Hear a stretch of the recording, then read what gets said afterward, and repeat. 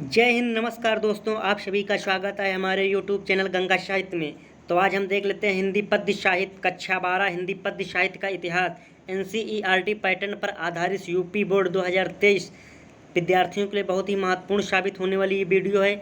अगर आप हमारी पिछली वाली वीडियो को नहीं देखें तो सबसे पहले जाकर के पिछली वाली वीडियो को देख लेते हैं। उसमें हम प्रश्न नंबर 1 से लेकर के प्रश्न नंबर 150 तक करा चुके हैं। इस वीडियो में हम आपको प्रश्न नंबर 151 से लेकर के प्रश्न नंबर 200 तक हल कराने वाले हैं, जो आपके लिए बहुत ही महत्वपूर्ण साबित होने वाली ये वीडियो है।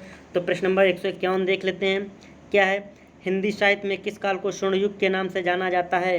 किस युग को स्वर्ण युग के नाम से जाना जाता है? भक्ति काल को स्वर्ण युग के नाम से जाना जाता है। विकल्प नंबर आपका 2 सही हो जाएगा।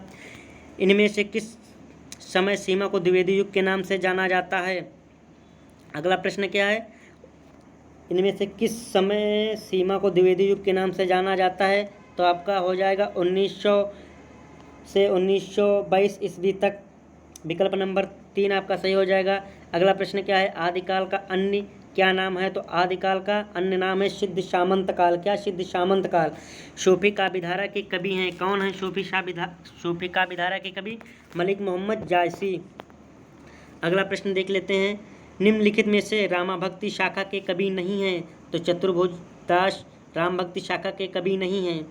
अगला प्रश्न क्या है? मैथिली शरण गुप्त किस युग के कवि हैं? तो मैथिली शरण गुप्त द्विवेदी युग के कवि हैं। किस युग के? द्विवेदी युग के कवि हैं। आगे बढ़ते हैं। चुभते चौपदे के रचनाकार हैं कौन है? चुभते चौपदे के रचनाकार हैं। प्रश्न नंबर 157 है। अयोध्या सिंह उपाध्याय की रचना है चुभते चौपदे। विकल्प नंबर आपका चौथा सही हो जाएगा। कामायनी की विधा है। कामायनी एक महाकाव्य है, इसमें 15 सर्ग हैं। चिंता पहला सर्ग है। लोकायतन की विधा है काव्य कविता। महादेवी वर्मा की रचना है। तो महादेवी वर्मा की रचना कौन से है? शांत गीत। विकल्प नंबर 1 आपका सही हो जाएगा। प्रगतिवादी युग के कवि हैं। तो प्रगतिवादी युग के कवि कौन है? रामधारी सिंह दिनकर। कौन? रामधारी सिंह दिनकर। अगला प्रश्न क्या है? देख लेते हैं। नई कविता युग की रचना है। तो नई कविता किस युग की रचना है? प्रलय सृजन। हिंदी साहित्य का प्रथम कवि माना जाता है। तो किसको हिंदी साहित्य का प्रथम कवि माना जाता है? शरहपा को हिंदी साहित्य का प्रथम कवि माना जाता है। पृथ्वीराज रासो की रचना काल है। तो पृथ्वीराज रासो की रचना काल क्या है? ये देख लेते हैं। वीरगाथा काल। क्या? वीरगाथा काल। विकल्प नंबर आपका 1 सही हो जाएगा। 165 प्रश्न देख लेते हैं। राम की शक्ति पूजा कविता के रचयिता हैं। तो 165 में क्या हो जाएगा आपका विकल्प नंबर 3 सूर्यकांत त्रिपाठी निराला सही हो जाएगा। सुमित्रानंदन पंत सुकुमार के कवि हैं। प्रकृति के सुकुमार कवि हैं सुमित्रानंदन पंत। आपका विकल्प नंबर 1 सही हो जाएगा। अगला प्रश्न देख लेते हैं। कामायनी के प्रथम सर्ग का क्या नाम है? तो कामायनी के प्रथम सर्ग का आपसे हम पहले ही बता चुके हैं। चिंता पहला सर्ग है कामायनी का, इसमें 15 सर्ग हैं। विनय पत्रिका किस काल की रचना है? तो विनय पत्रिका ये देख लेते हैं भक्ति काल की रचना है। किस काल की? भक्ति काल की रचना है।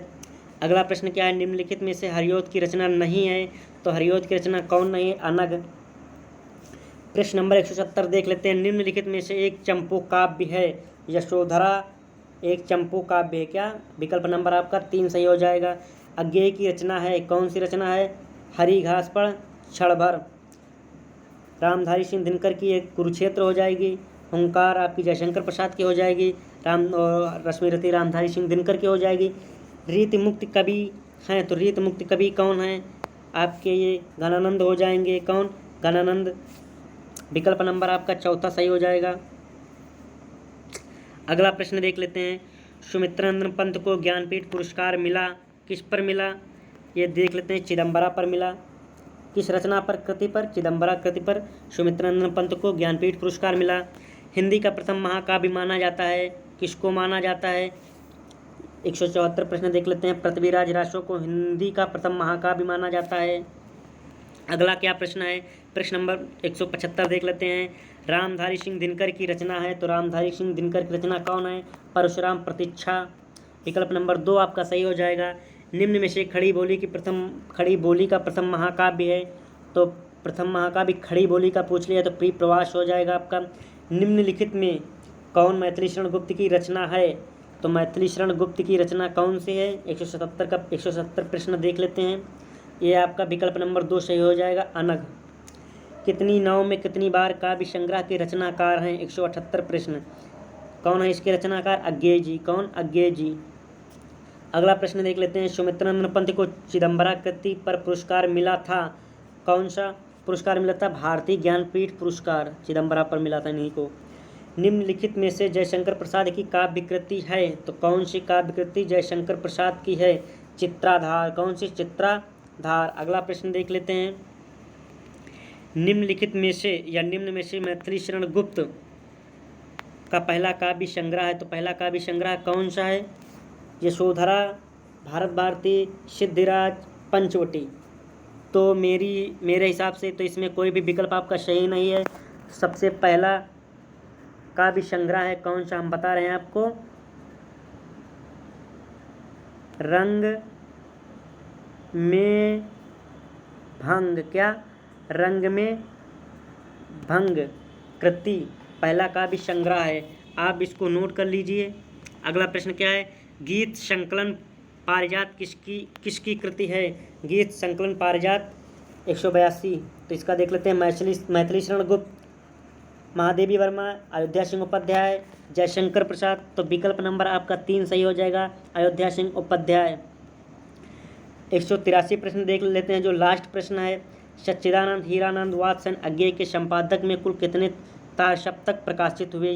तो ये बहुत ही महत्वपूर्ण प्रश्न है।